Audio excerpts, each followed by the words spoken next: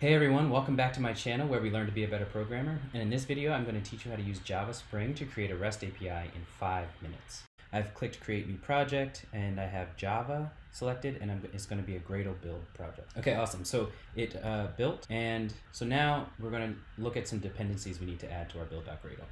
Springios.website. I'm just going to copy this, what should go inside of my build.gradle.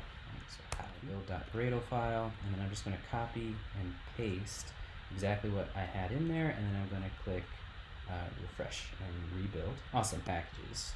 So com.spring.controllers, and then another one, models. Okay, so inside of controllers, I'm going to create a new class called user controller.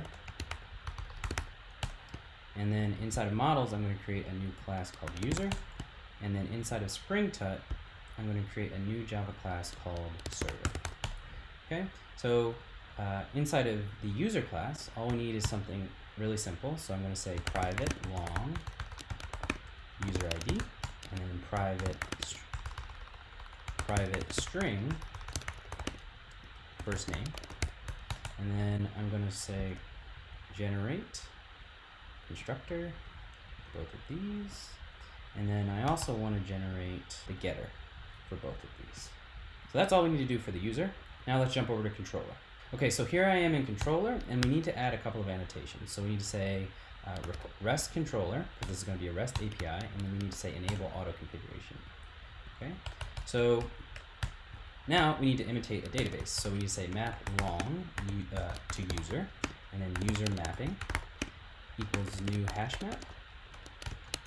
Now we need to keep track of the user IDs that we've used. So we're going to say long ID counter is equal to 0L, signify long. Okay, so now we're going to create our first route. We're going to say at get mapping /user, and then public response entity is going to be equal to get user at request param, and then we're going to name it at value is equal to ID.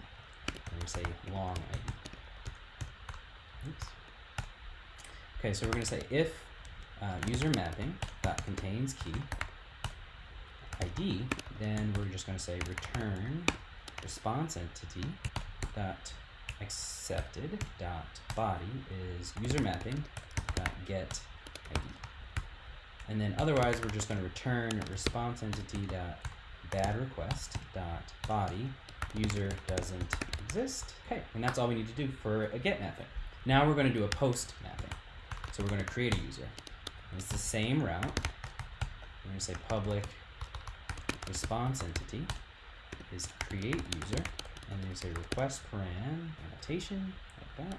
We're going to say value is equal to first name, and then string first name. So now we're going to say user new user is equal to new user plus ID counter, comma first name. Okay, so we have our user. Now we need to add them to the database.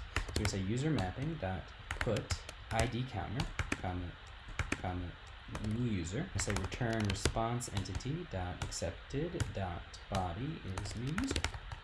Now that's all we need to do to set up our controller. So let's jump over to our server. So our server needs to have the annotation Spring Boot application, and then we need to say public static void main just to have an entry point for our application, and we're going to say Spring application dot run, and we're going to say user controller dot class, and then args. And that's all we need to do. All right, so let's run this in the terminal. Gradle w boot run. Awesome. So we see our server has started up in port 8080 of localhost. I'm going to create a post request now. So let's go to post, and then we're going to type in localhost /user as my route, and I'm going to say the key is first name, and I'm going to say Gerard. All right, so I hit send, and there we go. So now let's try to query that user.